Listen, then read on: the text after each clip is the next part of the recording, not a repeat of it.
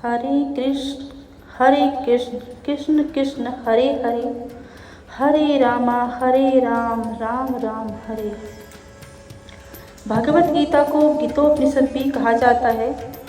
यह वैदिक ज्ञान का सार है और वैदिक साहित्य का सर्वाधिक महत्वपूर्ण उपनिषद है। निसंदेह भगवत गीता पर अंग्रेजी भाषा में अनेक भाष्य प्राप्त हैं, अतएव एक अन्य भाव की आवश्यकता के बारे में प्रश्न किया जा सकता है। इस प्रस्तुत संस्करण का प्रयोजन इस प्रकार बताया जा सकता है।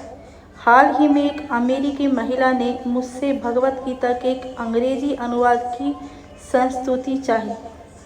निसंदेह अमेरिका में भगवत गीता के अनेक अंग्रेजी संस्करण उपलब्ध हैं, लेकिन जहाँ तक मैंने देखा है, केवल अमेरिका ही नहीं अपितु भारत में भी उनमें से कोई पूर्ण रूप से प्रमाणित संस्करण नहीं मिलेगा, क्योंकि लगभग हर एक संस्करण में भाष्यकार ने भगवत गीता यथारूप के मर्म का स्पर्श किए बिना अपने मतों को व्यक्त किया है।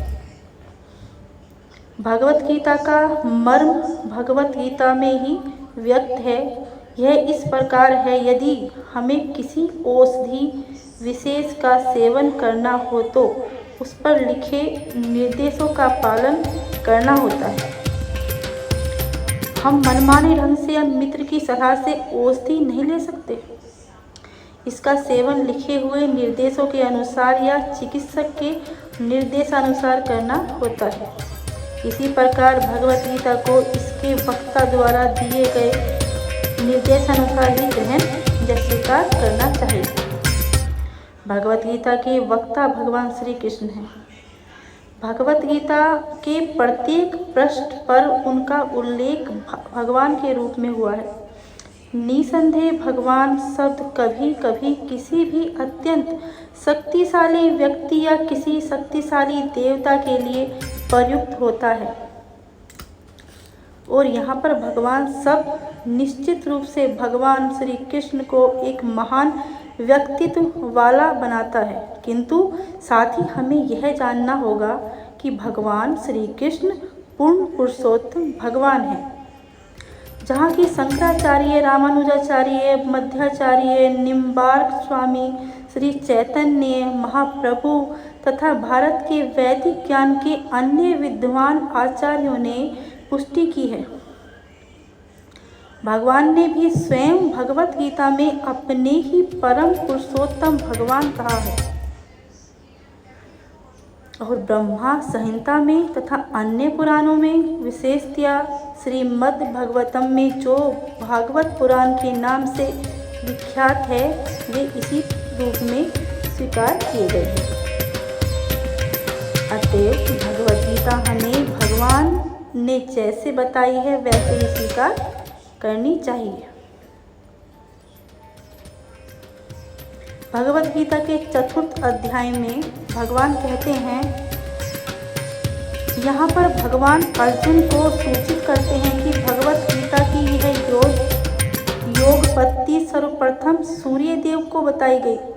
सूर्यदेव ने इसे मनु को बताया और मनु ने इसे इक्ष्वाकु को बताया। इस प्रकार गुरु परंपरा द्वारा यह योगपत्ति एक वक्ता से दूसरे वक्ता तक पहुँचती रही, लेकिन कालांतर में यह छिन्न भिन्न हो गई।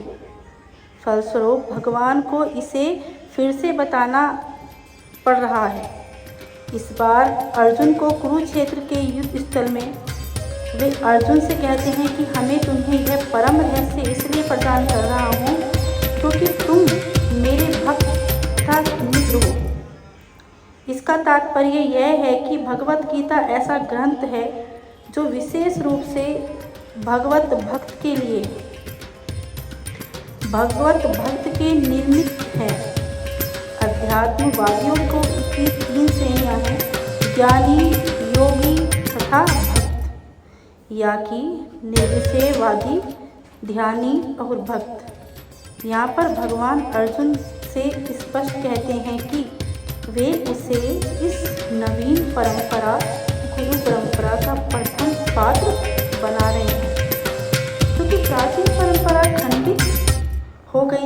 अतएव यह भगवान की इच्छा थी कि सूर्यदेव से चलो आ रही विचारधारा की दिशा में ही अन्य परंपरा स्थापित की जाए, और उनकी यह इच्छा थी कि उनकी शिक्षा का वितरण अर्जुन द्वारा नए सिरे से हो।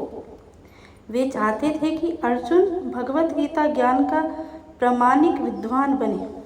अतएव हम देखते हैं कि भगवत गीता का उपदेश अर्जुन की विशेष रूप से दिया गया है, क्योंकि अर्जुन भगवान का भक्त है, प्रत्यक्ष शिष्य तथा घनिष्ठ मित्र था। अतएव जिस व्यक्ति में अर्जुन जैसे गुण पाए जाते हैं वह भगवत गीता को सबसे अच्छी तरह समझ सकता है। कहने का तात्पर्य यह है कि भक्त को भगवान से प्रत्यक्ष रूप से संबंधित होना चाहिए। जो ही कोई भगवान का भक्त बन जाता है त्यों ही उसका सीधा संबंध भगवान से हो जाता है। यह एक अत्यंत विशद विषय है, लेकिन संक्षेप में यह बताया जा सकता है कि भक्त तथा भगवान के मध्य 5 प्रकार का संबंध हो सकता है। कोई निष्क्रिय अवस्था में भक्त हो सकता है, कोई सक्रिय अवस्था में भक्त हो सकता है, कोई सखा रूप में भक्त हो सकता है, कोई माता या पिता के रूप में भक्त हो सकता है, कोई दंपति प्रेमी के रूप में भक्त हो सकता है। हरे कृष्ण कृष्ण कृष्ण हरे हरे, हरे राम राम राम हरे हरे।